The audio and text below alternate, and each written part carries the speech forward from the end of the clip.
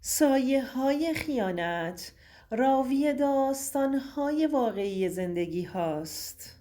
تصور کن در شب عروسیت، شبی که قرار رویایی ترین لحظه زندگیت باشه، یک پیام همه چیز رو نابود کنه.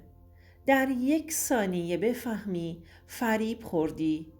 وقتی در رو باز کردم، دنیا روی سرم خراب شد. اما واکنشی که نشون دادم چیزی بود که هیچ کس انتظارش رو نداشت. نازنین هستم. از بچگی دختری رویایی بودم. در خانواده‌ای ساده اما پر از عشق بزرگ شدم. مادرم همیشه قصه هایی از عشق های واقعی برام تعریف می کرد و منم با اشتیاق گوش می دادم، در حالی که در خیالم مردی رو می ساختم که قرار بود روزی باهاش خوشبخت بشم. از همون بچگی قلبم در عشق می تپید. اما زندگی اون جوری که میخوای پیش نمیره. وقتی بزرگتر شدم کم کم فرق بین رویا و واقعیت رو فهمیدم. اما وقتی سیاوش رو دیدم به این باور رسیدم که شاید عشق واقعی رو پیدا کردم که همیشه تصورش رو داشتم. سیاوش مردی مهربون، باهوش و خوشچهره و از همه مهمتر خیلی شیرین زبون بود. وقتی حرف میزد آدم و جادو میکرد. خیلی زود متوجه شدم که دلم و بهش باختم. همه چیز داشت اون جوری که دوست داشتم پیش میرفت، تا جایی که یه روز به هم پیشنهاد ازدواج داد. اون روز احساس کردم 2 بال دارم و دارم پرواز میکنم. زندگیم به کامل ترین نقطه خودش رسیده بود، بی خبر از اینکه تازه این شروع کابوسی هستش که قراره زندگیم رو نابود کنه. خلاصه بعد از انجام رسومات عروسیمون به بهترین شکل ممکن برگزار شد.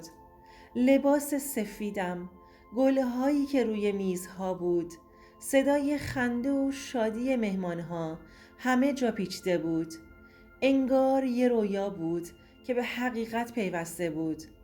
اما درست همون شب وسط اون همه شادی حقیقت تلخی رو فهمیدم. سیاوش گوشیش رو روی میز گذاشته بود. صفحه گوشیش برای چند ثانیه روشن شد. ناخواسته نگاهم به گوشیش افتاد. یه پیام از یه شماره‌ای که ذخیره نشده بود. دلم برات تنگ شده. این زن به درد تو نمیخوره. منتظرتم. همون لحظه نفسم تو سینم حبس شد. انگشتام یخ زده بود. همه چیز دور سرم میچرخید. آیا سیاوش داشت به هم خیانت میکرد؟ یا این فقط یه سوء تفاهم بود؟ انگار کسی قلبم رو در مشتش گرفته بود و فشار میداد. آخه سیاوش چطور تونسته بود این کار رو با هم بکنه؟ حال دلم خوب نبود. چند ثانیه فقط به صفحه گوشیش خیره موندم. شاید اشتباه می کردم. شاید این پیام برای کس دیگه ای بود. شاید. اما اسم سیاوش رو نوشته بود. وقتی سیاوش متوجه شد که پیام رو دیدم رنگ صورتش پرید. با تته پته گفت نازنین میتونم برات توضیح بدم. توضیح بدی؟ چی رو توضیح بدی؟ خیانتم مگه توضیح داره؟ ذهنم آشفته شده بود. نیاز داشتم کسی رو پیدا کنم، کسی که منو آرومم کنه. دنبال ترانه، بهترین دوستم و ساق دوشم گشتم، اما اونو در سالن پیدا نکردم. حس عجیبی داشتم. به سمت اتاق استراحت رفتم. دستگیره رو آروم پایین آوردم و همونجا بود که دنیا روی سرم خراب شد. سیاوش و ترانه رو در آغوش هم دیدم. چشم هام سیاهی رفت. هوای اطرافم یهو سنگین شد. باورم نمیشد نزدیکترین دوستم، همون که اشکهای عاشقانم رو پاک می کرد، همون که در تمام مراحل ازدواجم کنارم بود، حالا کنار همسرم وایستاده. صداشون تو گوشم زنگ میزد که سیاوش زودتر برگرد پیشش، داره شک میکنه. فقط چند دقیقه دیگه عزیزم، عزیزم. اما وقتی که یهو منو دیدن خشکشون زده بود. سیاوش با صدای لرزون گفت نازنین برات توضیح میدم. ترانه سری از آغوشش اومد بیرون و دستهاش رو پشتش قایم کرد. انگار میتونست رد خیانت رو پاک کنه. دهنش باز و بسته میشد اما هیچ صدایی ازش بیرون نمی اومد. این اشتباه کردم، ببخش. صدای ترانه خلاصه شکست. گفتم اشتباه. قلبم تندتر از هر زمان دیگه‌ای می‌تپید. احساس می‌کردم دیوارهای اتاق دارن به من نزدیکتر میشن. چند ثانیه سکوت برقرار شد. سکوتی که پر از حرف بود، پر از دروغ. دیگه نای وایستادن نداشتم. اما به جای اینکه گریه و زاری کنم، همون لحظه تصمیم گرفتم این نمایش دروغین رو همینجا تموم کنم. برگشتم به سالن. یه نفس عمیقی کشیدم و با صدای بلند اعلام کردم مهمانهای عزیزم، جشن تموم شد. داماد عزیزتر از جانم ترجیح داد شب عروسیش رو با ساق دوشم بگذرونه. سکوتی سنگین سالن رو فرا گرفت. نگاه ها همه به سمت من چرخید. صدای همهمه و پچ پچ بالا گرفت. بعضی هاشون شوکه شده بودند. بعضی ها هم با ناباوری به هم نگاه می کردند. مادر سیاوش با وحشت از سر جاش بلند شد. این چه حرفیه نازنین؟ حتما سوء تفاهم شده. سیاوش با عجله از اتاق بیرون اومد.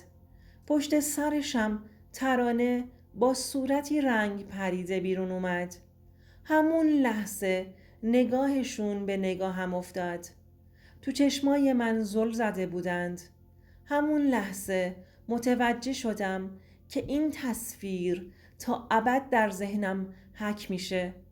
چند نفر از مهمانها که نزدیک در بودند پچ پچ کنان به سمت خروجی رفتند. صدای کسی رو شنیدم که می گفت وای باورم نمیشه، عجب رسوایی شد. بدون هیچ حرفی تاج عروسیم رو از روی سرم برداشتم و روی زمین انداختم. تبریک میگم سیاوش، تو این شب رو خاص کردی، اما نه به شکلی که فکر میکردم. با همون لباس عروسی از اون سالن لعنتی بیرون زدم. هیچ وقت اون شب رو نمیتونم فراموش کنم. خیلی برام سخت بود که خیانت رو از طرف عشقم و بهترین دوستم ببینم، ولی سعی کردم که زندگیم رو دوباره بسازم. اینو متوجه شدم که عشق واقعی در احترامه، نه در وعده های پوچ. خیانت همیشه نشونه هایی داره، اما ما اغلب اونا رو نادیده میگیریم. اعتماد رو باید به کسی داد که لیاقتش رو داره. این اشتباه رو من مرتکب شدم، شما دیگه نکنید. من بعد از اون شب یاد گرفتم که ارزش خودم رو بشناسم. دیگه اجازه ندم که کسی با احساساتم بازی کنه. یاد گرفتم که خوشبختی از درون خود آدم میاد، نه از یه رابطه غلط. حالا اگه تو هم در رابطه ای هستی که نشونه های خیانت در اون دیده میشه، از خودت بپرس آیا ارزشش رو داره؟ آیا لیاقت تو همینه؟ جوابش رو خودت بهتر میدونی رفیق.